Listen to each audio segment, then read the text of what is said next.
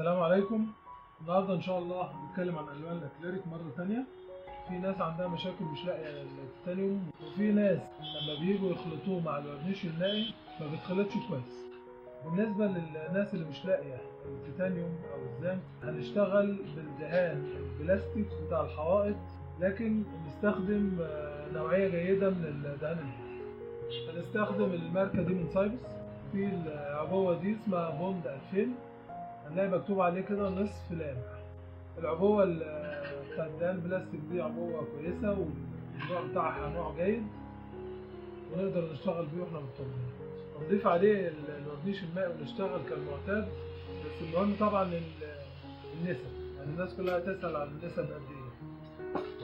النسب بتختلف شخص للتاني. انت هتستخدم الالوان الاكريليك في ايه؟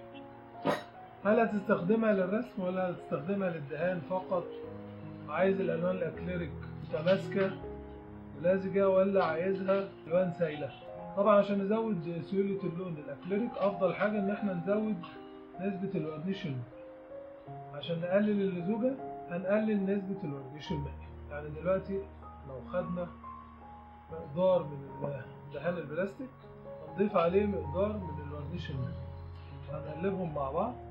القوام ده بالنسبه للالوان قوام كويس بالنسبه للناس اللي هتشتغل رسم.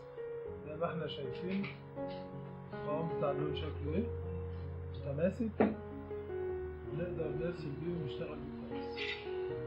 وفي نفس الوقت برضه نقدر نقول انه قوام كويس وجيد عشان نشتغل بيه في الدهانات. يعني احنا دلوقتي نقدر نجرب اللون كده. وطبعا اللون الابيض لسه ما ضفناش اي الوان عليه. الحقيقه النوع اللي احنا بنستخدمه واللي استخدمناه دلوقتي اللي هو البوند 2000 نوع جيد. لما تستخدموه تحسوا بنعومة اللون تقريبا مقارب جدا للالوان الاكريليك الجاهزه للنفس. طبعا زي ما قلنا اللي هيلون واللي هيدهن يقدر يستخدم مقدار بلاستيك لمقدار ورنيش مائي. اعتقد هيديله قوام كويس ودرجه لون كويسه ويبقى فيها كفاءه في الاستخدام. بالنسبه للناس اللي هتشتغل صب الوان اكريليك، انا كنت اتكلمت قبل كده في الفيديو بتاع صب الالوان الاكريليك ان النسبه بتكون 3:1. ده بالنسبه للون الابيض. بالنسبه للالوان هنزود درجه اللون اللي احنا عايزينها بمركزات الالوان. هيبقى نستخدم اي واحده منهم باي درجه. يعني احنا دلوقتي نقدر مثلا نعمل درجه تانية من الالوان عشان ما نبقاش اتكلمنا عن اللون الابيض بس.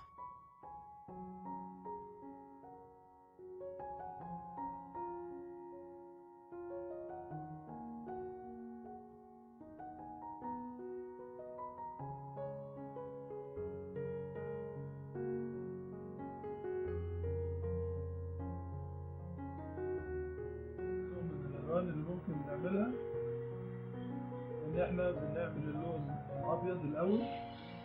الناس في تعليقات في الفيديو اللي فات كانوا بيقولوا نعمل اللون الابيض ازاي. اللون الابيض من دهان البلاستيك والورنيش المائي او من التيتانيوم والورنيش المائي او الزنك والورنيش المائي فقط. ده بيدي لون. كده احنا عملنا الطريقه الاولى ودي نتيجه زي ما احنا شايفين. دلوقتي هنتكلم عن مشكله التيتانيوم او الزنك.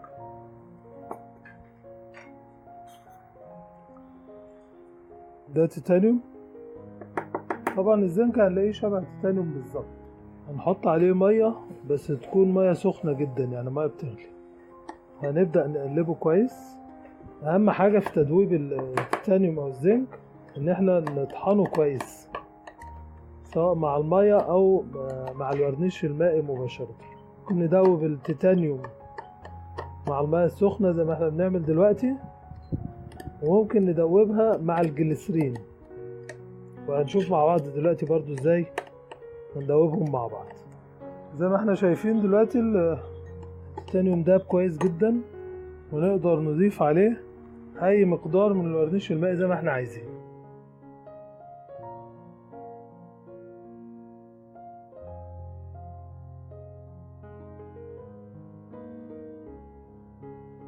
زي ما احنا شايفين ده اللون الابيض. حبينا نعمل منه لون تاني هنضيف عليه مركزات الوان باللون اللي احنا عايزين نعمله.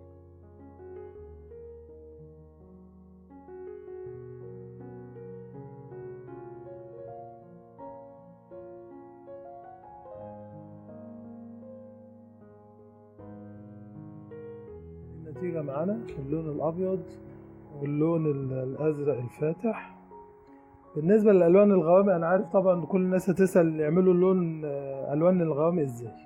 افضل طريقة للالوان الغوامق لو هنشتغل بالطريقة دي يبقى هنستغنى عن التيتانيوم او الزنك، هنشتغل ورنيش مائي ومركزات الوان على طول، او هنشتغل الوان اكاسيد.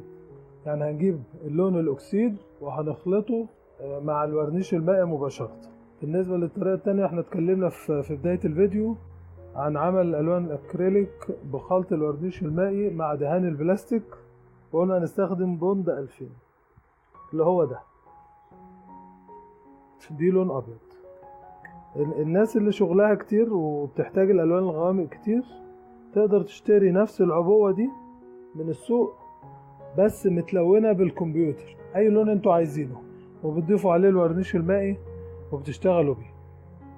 ده عندنا لون اكسيد اخضر، هنحط عليه ورنيش مائي وهنقلبه كويس مع الورنيش، وهنشوف دلوقتي مع بعض.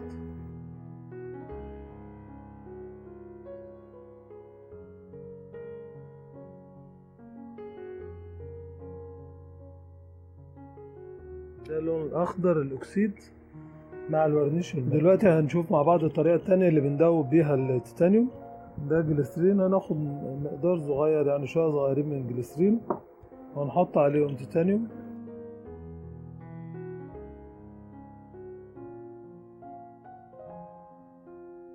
نقلب كويس جدا عشان التيتانيوم يدوب في الجليسرين زي ما عملنا واحنا بندوب التيتانيوم في الماء السخن. بالنسبة للجليسرين طبعا الناس اللي كانت بتسأل فايدته ايه، الجليسرين ليه فايدتين.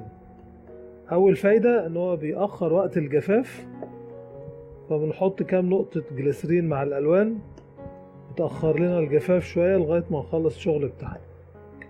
الفايدة التانية بتاعت الجليسرين ان هو بيدي لمعة للالوان اللي بنعملها.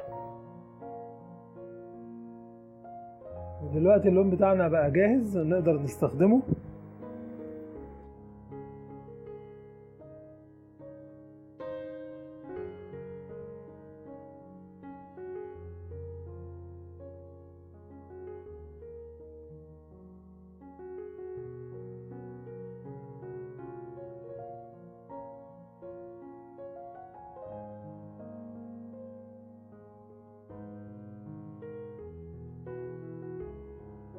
انا مركز الوان، ودلوقتي هنحط الورنيش المائي.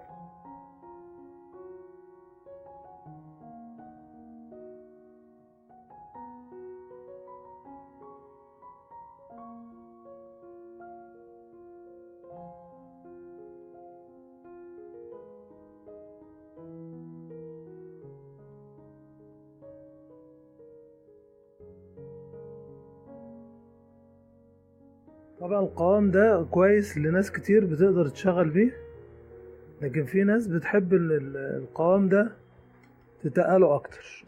حط مقدار صغير من الغيرة، غيرة ابيض اللي هو غيرة الخشب،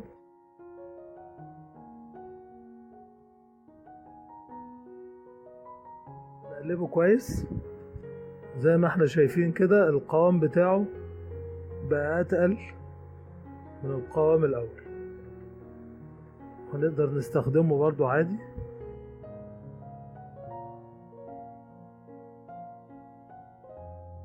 يا ريت كل واحد يكتب لي رأيه في تعليق تحت الفيديو ويقول لي ايه هي افضل طريقة في الطرق اللي نفذناها النهارده لعمل الوان الاكريليك.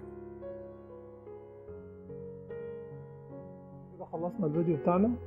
اي حد عنده سؤال او استفسار عن اي معلومة جت في الفيديو اكتبها لي في الكومنتات. يا ريت نعمل لايك للفيديو وسبسكرايب للقناة عشان يوصلنا كل جديد. اشوفكم في فيديو جديد ان شاء الله. في امان الله.